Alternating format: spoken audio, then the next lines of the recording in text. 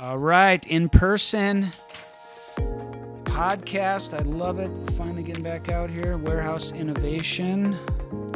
3, 2, 1. I commend both of you for that, seriously, of putting this together, and an honor to share the story. But first, Allison, then John, what is your crystal ball for the future with technology in construction? One of the phrases we use here on campus is the greenest building is the building you don't have to build. It's already built, right? And you're using it for a purpose that serves the community's needs. For me, I get a lot of exposure to startup companies. And I've gotten pitches from concrete companies, from 3D printing houses companies, from businesses that are working in bringing the technology of the manufacturing sector into the construction world. And so it might be controversial, but I would say the future of construction is not in construction, right? It's coming from other places. It's what can you in the construction industry seek outside of the bubble of what you know and bring that into the expertise that you have. Because the innovations are happening in electronics, the innovations are happening in robotics, the innovations are happening in 3D printing, the innovations are happening in productization. They're happening for pharmaceutical manufacturing. They're happening for all these other industries. And how you apply those in the building process will be what transforms the construction industry from where I sit. I echo a lot of the same sentiments. I would say that for me, it's productization specifically because of the category we're in. I think what that carries over to is adaptive reuse, looking at all these offices that are unoccupied, going back to what Allison said about, the greenest building is the one that was already built. I love that statement. I'm going to use that. I'm going to steal that.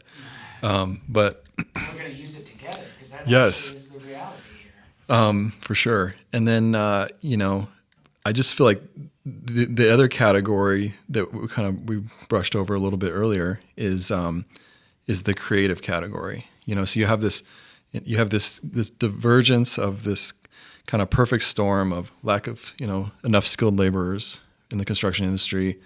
And I think lack of affordability and speed. And I think products like ours, the things that are happening here at Warehouse Innovation, the things that you're talking about, Devin, through the art of construction, are really this new frontier of just what it's going to look like for new people to enter this market that maybe, like myself, have no history, have no experience. And I say that respectfully, respectful of the people who have come before us and have built this industry. But really, the creatives, I think, are the future of construction. This whole new category of people that can come in and use products like ours efficiently and quickly without tons of years of knowledge and experience, but then be able to build structure quickly and efficiently. So I think it's this whole new frontier. It's really exciting.